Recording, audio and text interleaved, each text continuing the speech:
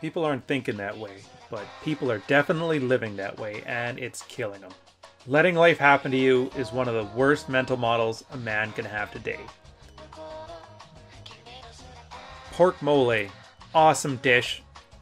As you guys know, I live with a vegan, and so a lot of the time when she makes dinner, it's going to be all vegetarian food. So it's nice to have a staple meat product that you can just dump onto things. And this is a great savory chocolate dish. As you can see, the recipe is pretty straightforward. A chunk of cocoa, some dried peppers, a bit of cumin. You can occasionally drizzle something like a sesame oil on it, and then just a bunch of high-fat ground pork.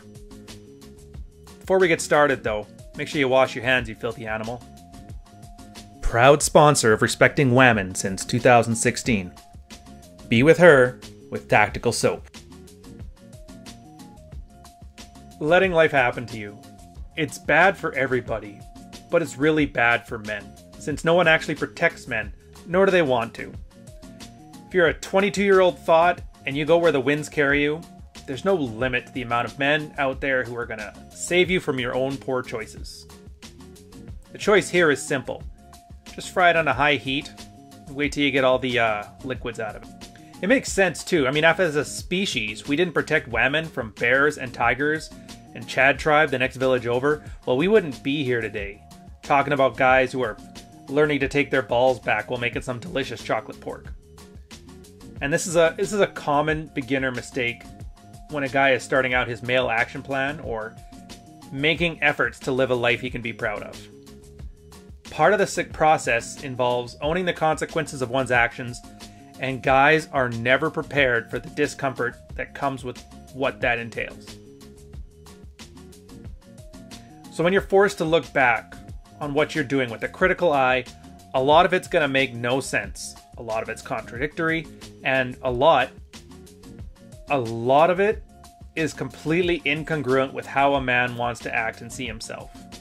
So this is how you map every single red-pilled constant to your life.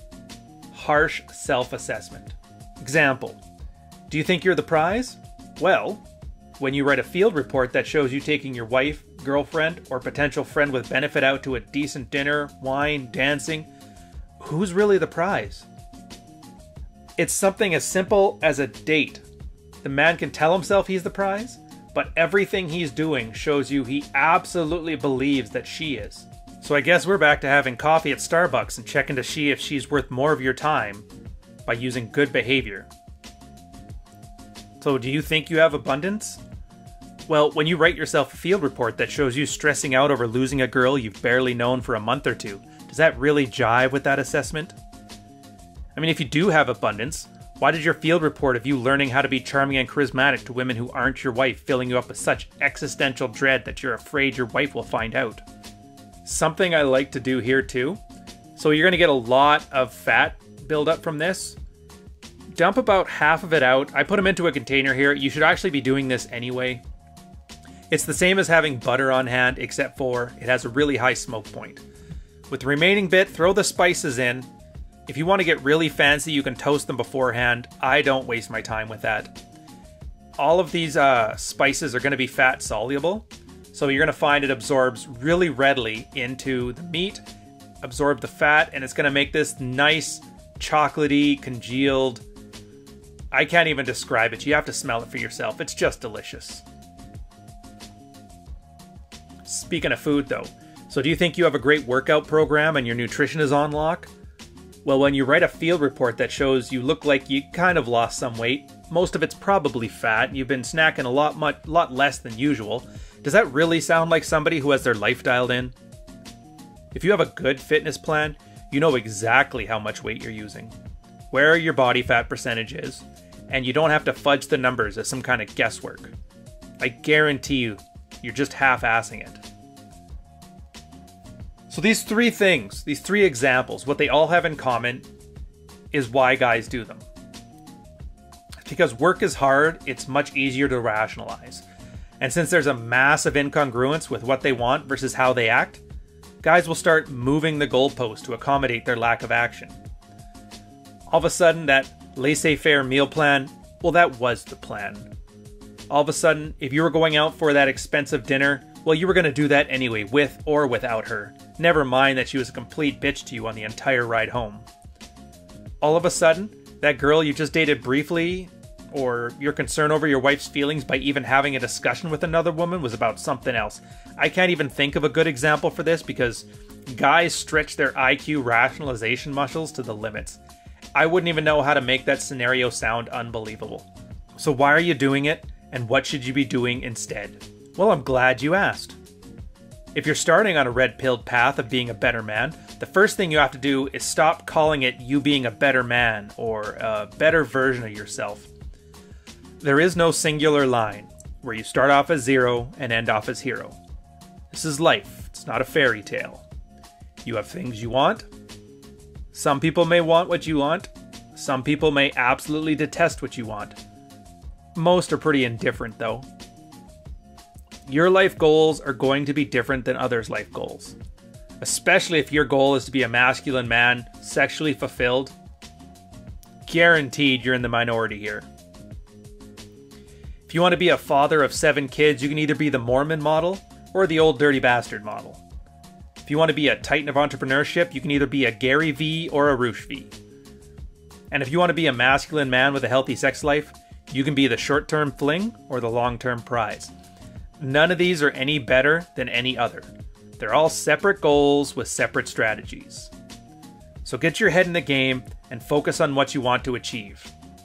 Focus on the skills that matter most for that goal, and even if you're good at them, ignore the ones you're not. Map these things to your actions, and I cannot stress how important that is. Map your activity to your goals. Speaking of mapping, this has nothing to do with mapping, but once you're done and you've given it a good couple minutes to absorb the flavor, the last bit of the oil, drain that out. This stuff is awesome. Anything you want to cook that has that same chocolate savory flavor to it, use this.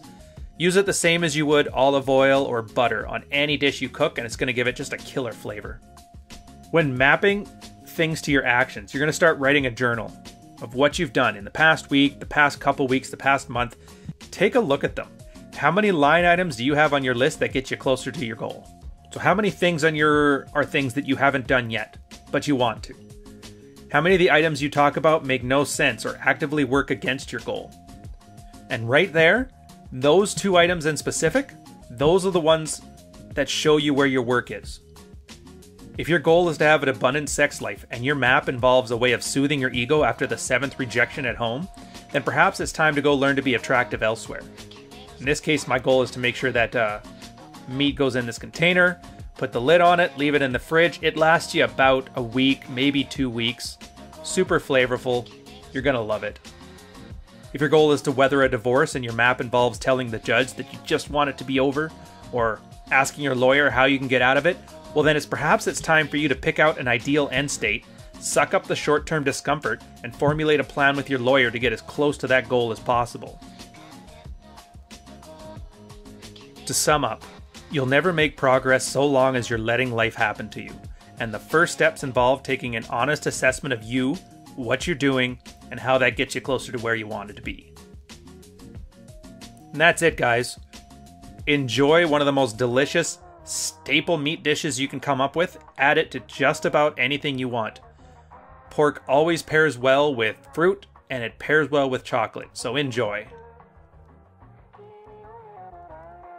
Guys like you have life 80% on lock. And sometimes, it's that little bit extra from the men around you that pushes you to be more. So, join us on Patreon. If you think this video was good, wait till you see the real stuff we put out every week, just for you, and for less than the price of a fancy cup of coffee. And honestly, these videos wouldn't be here if it wasn't for their support. Every man in there has my heartfelt appreciation. Check the link in the description.